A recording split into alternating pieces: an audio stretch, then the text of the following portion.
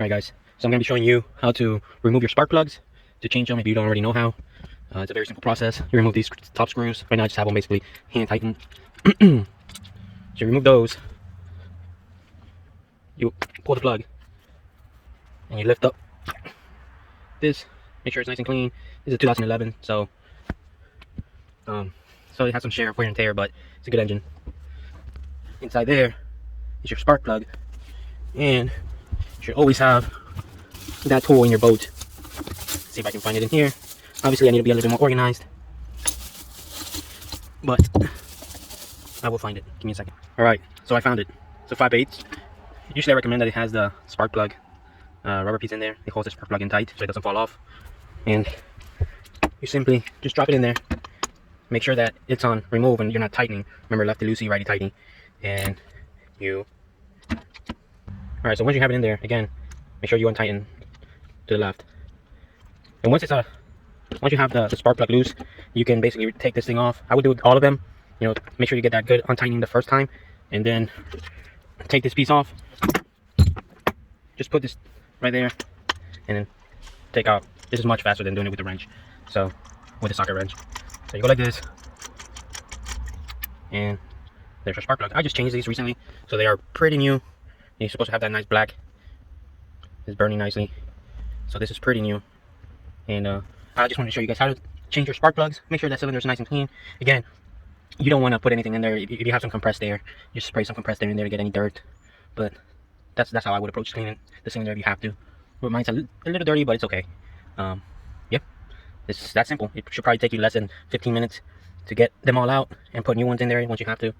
You can also test your compression with them all off and disconnected.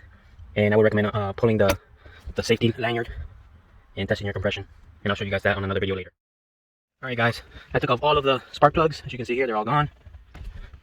So since I already have them out, I wanted to show you how to do a compression test for some of those that are just learning and kind of like me, are very curious about where they are. So I just tested compression number 1, cylinder number 1, and I'm getting up to almost about 180, a little bit lower than 180, which is really good.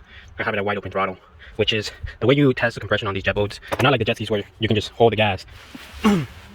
Here, wide open throttle, but in order to get it to do this, you have to press this button right here on the side. You press it down, it basically stays down. You see right here, I can't press it. It's stuck right there. So right here, it's normal. You press it down. Let me see if I can get a better shot. So you press it down, or you hold it down, and you move the lever forward. Now it stays down. This allows the engine to crank. Without you having to press this button down, it won't crank. And you'll only get about, if your engine's good, you'll only get about 120 PSI. So that kind of worries you a little bit. But no, it's just because you didn't have wide open throttle, giving it full power. So again, press the button, shift it down, then crank up your engine. So I'm going to be doing a video on cylinder number 2, and let's see what we get. Alright, so here I'm taking off you release the pressure, you remove the hose. Always clean the tip right there because it's a little dirty. So you don't put one thing from one cylinder to the other. It's a little dirty. I think this is the smallest. I forgot what size this is. I think it's a 10. And you just now you put it back. You put it in the second cylinder. To get into this cylinder, to take off the spark plugs, it's best to remove the hose that's connected there. It goes to the sensor, the temperature sensor. Now I remove my temperature sensors just because they usually go bad in Florida. The weather's okay. That's just my preference. Jet skis don't have them either. But anyways, so you screw this on. And some of you guys may disagree with me there, but that's fine. It's my boat. So anyways, I turn this. Make sure you don't turn it too much. You just get a good snug fit, because sometimes when you turn it back up, the piece at the end gets stuck in the cylinder. And when that happens, I suggest getting one of these, the long nose needle plier, the long needle pliers to kind of go in there, grab and twist out, and then just kind of twist. It fits perfectly for that. It's really made for that. But anyways, you can see here we're at 0. Unfortunately, I don't have anybody helping me. I'm kind of a one-man army here, so I just kind of leave it hanging on the side, and I'm going to be turning the engine, and hopefully I get pretty good compression on that second cylinder. I have a dual battery, so always make sure that your batteries are nice and charged. Right now I have mine plugged in anyway, but I have them both on. You want as much battery to get a good compression reading. Here we go.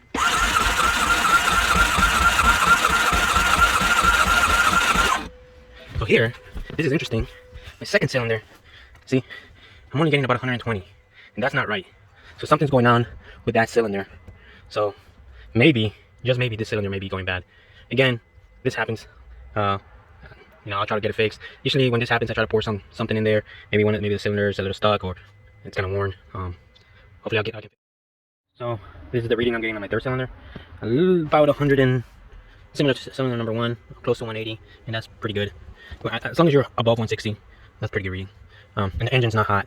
This is cold, so usually you want to leave it running for a little bit, turn it off, and then maybe test it. But I just basically started, and let's see. I'll go to number 4 now and see what's going on. So here we go, cylinder number 4. A little bit more than 180. That's really good. So now I should probably test cylinder number 2 again and see what's going on with that one. Maybe I need to pour something down there and see if I can fix it. But hopefully no bad news. Just 1, 3, and 4 are really good. Here we go again. Alright. Let's see. Cylinder 2, I'm getting from 120 earlier. It looks like 160, which is a lot better than 120. So here's what I did for you guys that are getting some weird readings. 1, I pulled down the throttle again, pushed it back, push the button again, and bring it down, open up the throttle again, just in case. Then I tested all the other ones. But before I tested the other ones, so let me go ahead and remove the pressure, unscrew it. So before I tested the other ones, I used good old reliable Marble Mystery Oil.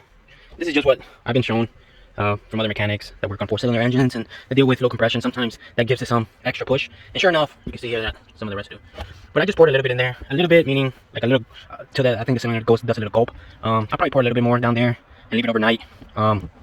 Because all the other cylinders are giving me 170 to 180. Cylinder 2 is giving me 160 now, from 120 to 160. So that means it needed some lubrication, and I think Marble Mystery Oil did that for me. But again, always check your compression. When it's lower than the other ones, pour something in there, see if that helps it out. And if it does, awesome. Like kind of, thank God they did that for mine. And yeah, and then so I'm going to pour a little bit more overnight, come back probably tomorrow, retest it and see what it's at. It should be theoretically the same as all the other ones. Close, 5 or 10 psi close to those other ones. And it's close. It's gotten better. So anyways, I don't want to ramble on. But yeah, that's how you test the compression. So now what I'm going to do is I'm going to put my spark plugs back in. And what I'm going to do is put them back in with my spark plug tool, 5/8. Just what I want to do is I want to put some what's it called, anti-seize right there on the thread. Like I said, this was from I put these new spark plugs in there about 3-4 uses, and since then it got cold, so I don't want to change them because they're still pretty good. They're still firing really well. The boat starts up without any issues. So I'm going to keep these in there until they're ready to change. Probably a few more rides, probably at the end of the summer. And yeah, anti-seize is good. Put them on those threads, and then you should follow the manual on how to tighten these. However, if you don't have a PSI the turning wrench, socket wrench, then just do it by hand. Just tighten it enough, but don't over tighten because these can easily break and get stuck down there. So just put them in there as tight as you can without over tightening them, and then it should be easy to remove when you change them because you have anti-seize on them. Alright guys, thank you for watching, and just tune in.